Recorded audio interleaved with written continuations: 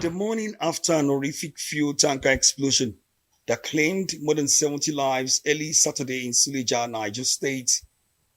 Earliest callers at the scene are family and friends of dead victims trying to get hold of any item, a bracelet, slippers, half-worn clothes or shoes, just about anything that can confirm the identity of their missing loved ones who have not returned home since the carnage.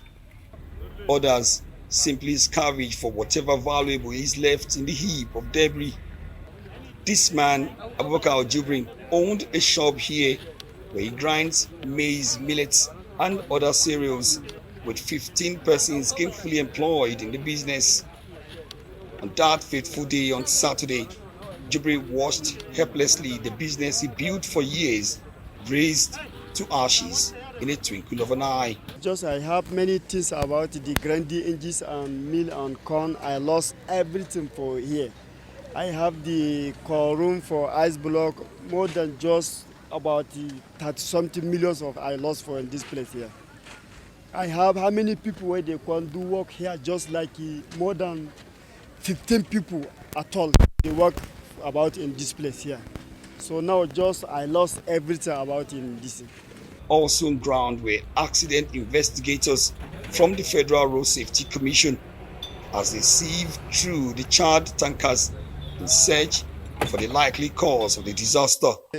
Drivers' inadequacies. The vehicle itself was not properly lashed. You know, the tanker and the tank itself, the trailer and the tank itself are supposed to be properly lashed. So that was not done. So when you see any small pothole, the vehicle will shake and the tanker went off. The sector commander also confirmed to Arise News that 3 victims died on Sunday and that the 73 that died earlier were given mass burial on Saturday. Here with a team of crash investigators led by myself and to follow up to the hospital to find out if there are further casualties. Concerning the people who took to the hospital yesterday, there were 56 in number. And you took to the hospital yesterday? The hospital, yes, and 73 were buried. 73 of them buried? Were buried yesterday at about 8 p.m. Tragedy struck after a tanker loaded with fuel crashed in a bad portion of the highway. And in the process of trying to transfer the content into another tanker, some persons seized the opportunity to scoop for the spilled fuel. What happened here, transloading that happened, there's a particular time of the day that we advise for such, activities not to happen.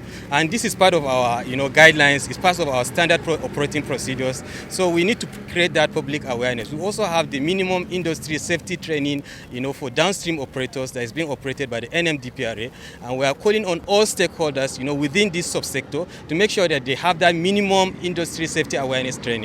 Several similar incidents have occurred on this same road. In 2019, 3 tanker explosions occurred, followed by another 3 a year after, with the last about 4 months ago. There has been effort including attempts at legislations to stop tankers from moving during daytime and awareness campaigns trying to discourage people from rushing to such scene to scoop for fuel. From what I've seen here, it's very, very unfortunate. I don't know when our people will learn. Though those who have gone, they have gone. We should pray for them. And people are still living. People should learn their lesson. You understand? This thing happened in Jigawa, late last year. People should learn from that place. How much do you want to get from fuel? If it's an inflammable something, you should know this is dangerous. So I don't know, maybe who to blame. Is it government that need to sensitize people about this? That when there is fuel, run away from it. Arise News cannot independently verify that this was the moment before the blaze on Saturday. But the pattern of tragedy has continued to reoccur, with the lessons often lost on desperate citizens who rather die trying to scoop a gallon or 2 just to fend for themselves.